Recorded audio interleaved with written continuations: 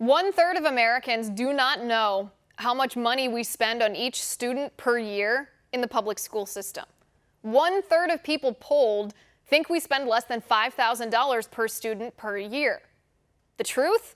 We actually spend between $14,000 and $17,000 per student per year in the public school system in our country. In other words, the vast majority of people think we spend way less than we actually do. In reality, the American taxpayer is extremely generous when it comes to opening our wallets and giving money for children's schooling. In fact, since the 1980s, education spending has doubled in our country. And since the 1960s, education spending has nearly tripled, increasing by 280%. And yet, all of this money has not correlated to improved academic outcomes for students.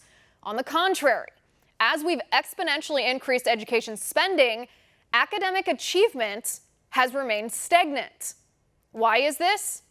2 words: teachers' unions. In California alone, between the years 1992 and 2015, education spending increased by 26%. And what did they spend all that money on? Well, not on your child, not on your child's education, not classrooms, not teachers' salaries. Nope. That money, your tax money, was spent hiring non-teacher staff at a hugely disproportionate rate compared to the growth rate of the student population in schools. Here's what I mean. If the state of California had increased non-teaching staff only as much as the student population increased, so still hiring new non-teaching staff, but at a proportional rate to the increase in student population, they could give every teacher an $11,000 raise tomorrow. Funny how the teachers' unions never mention that when they're complaining about teachers' salaries. So why should we give more federal money to public schools then? We spend $14,000 to $17,000 per student per school year, and yet public schools are still failing.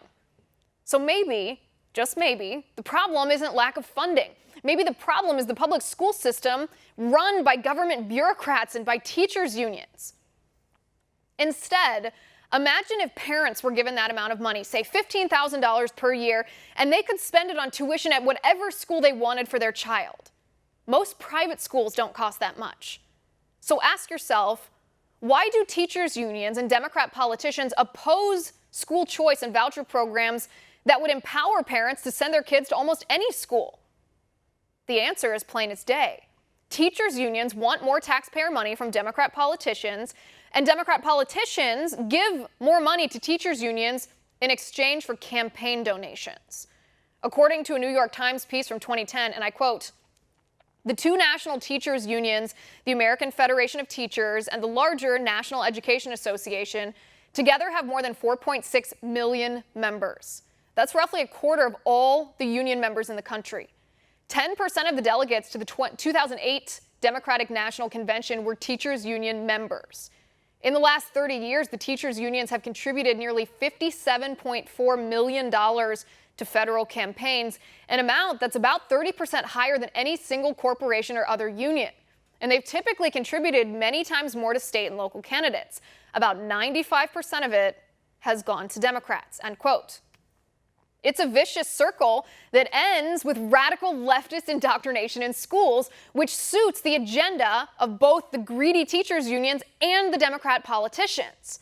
And Republicans, who could step in and put a stop to this wasteful spending, poor education, and leftist indoctrination of our nation's school children, what do Republicans do?